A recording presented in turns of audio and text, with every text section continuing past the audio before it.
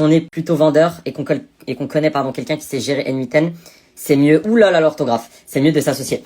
Alors en vrai c'est une bonne question. Donc la règle générale, tu vois, quand tu veux t'associer, c'est que la personne avec laquelle tu t'associes, elles viennent complémenter des skills qui sont essentiels à la croissance du business que tu n'as pas.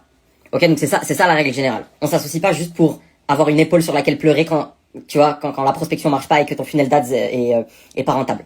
Ok, et ça c'est la plupart d'entre vous vous associez comme ça, en mode je vais faire un truc avec quelqu'un parce que c'est plus sympa. C'est pas comme ça que tu dois t'associer. Ok, donc toi là dans ta situation, si toi typiquement t'as des skills côté acquisition, donc vendeur, donc j'imagine closing etc, mais ça doit aussi comprendre la partie prospection et autres, et que du coup ton associé il est bon en service délivré, donc c'est pas seulement je suis bon sur N8N, parce que tu peux être bon et être un geek sur N8N mais pas être bon en service délivré, c'est-à-dire que t'es pas capable de faire un produit qui rapporte vraiment des résultats etc et qui apporte la satisfaction client et qui augmente la LTV, la rétention etc.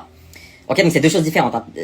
Enfin du coup j'imagine que quand tu dis il sait gérer N8N, c'est que il est bon en service délivré, parce que si c'est pas le cas ça n'a pas vraiment de sens, parce que du coup tu devras intervenir, si toi t'es meilleur que lui en business tu devras intervenir même sur la partie produit.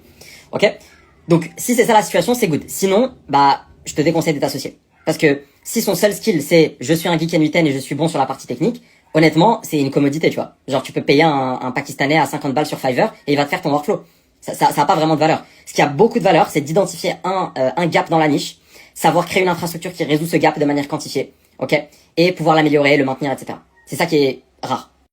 Du coup ça m'amène à un autre point sur lequel j'ai envie d'insister, parce que je pense qu'il y a pas mal d'entre vous qui sont amenés à faire cette erreur-là, c'est qu'en fait, quand vous stagnez, vous commencez à vouloir vous associer. Ou pire encore, c'est quand vous débutez, vous vous associez sans aucune raison alors que vous êtes encore débutant. En fait, ça n'a pas vraiment de sens de s'associer sans raison. L'association, elle doit se faire avec une vraie intention derrière. Ok, et les gars, genre, pour être honnête, pour avoir vu plein de gens s'associer, etc., et même moi l'avoir fait plusieurs fois, généralement, ça se passe pas bien, les gars, parce que c'est pas fait pour les bonnes raisons, il y a un décalage, vous êtes rarement en phase, que ce soit en termes d'éthique de travail, d'obsession, en termes de complémentarité des skills, en termes de vision, etc. Dites-vous que quand vous associez, vous devez un peu assumer l'état psychologique et les rebonds émotionnels de la personne avec laquelle vous vous associez. Tu vois, donc pour moi, c'est un truc que je déconseille, surtout quand on est débutant, ok? Et si c'est fait, ça doit être fait avec intention.